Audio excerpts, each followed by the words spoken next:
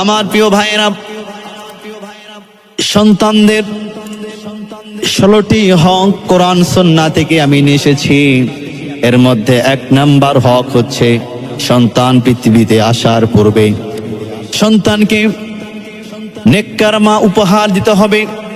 বাবা হিসাবে সন্তানের প্রতি যে হক আছে, অধিকার আছে, এই হকটি হচ্ছে সন্তানকে নেককার একটি মা দিতে হবে। সন্তানকে মুত্তাকি একটা মা উপহার দিতে হবে, যে মা নামাজ পড়ে, যে মা সাওম পালন করে, যে মা তাহাজ্জুদ গুজারি, যে মা পর্দাওয়ালা, যে মা কোরআন তেলাওয়াত করতে পারে, যে মা কোরআন হাদিস বোঝে, এমন একটি মা সন্তানকে উপহার দিতে হবে। মা যদি নেককার হয়, মা যদি জ্ঞানী হয়, মা যদি পরহেজগার হয়, মা যদি দিনদার হয়, তাহলে সন্তানও মায়ের কাছ থেকে শিখতে পারবে। আমার ভাইয়েরা, একজন সন্তানের প্রথম শিক্ষক হচ্ছে তার মা, আর দ্বিতীয়তম শিক্ষক হচ্ছে তার বাবা। মার কাছ থেকে সন্তান প্রথম ইলম পায়।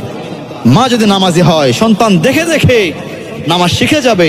বাবা যদি নামাজি হয়, সন্তান দেখে দেখে, বাবার নামাজ দেখে দেখে সন্তান নামাজ শিখে যাবে। সুবহানাল্লাহ।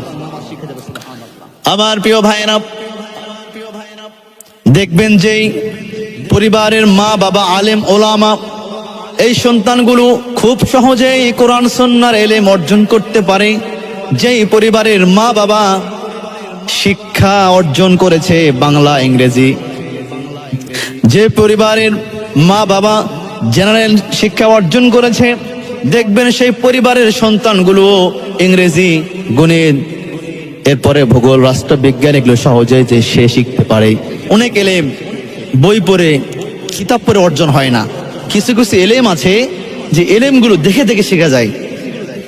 মার দেখে মেয়ে নামাজি হবে, বাবার দেখে সন্তান, ছেলে সন্তান নামাজি হবে। সুবহানাল্লাহ। এই জন্য আপনার সন্তানকে নেককার, পরহেজগার, খোদাভীরু একটা মা ও আপনি আপনার সন্তানকে উপহার দিবেন।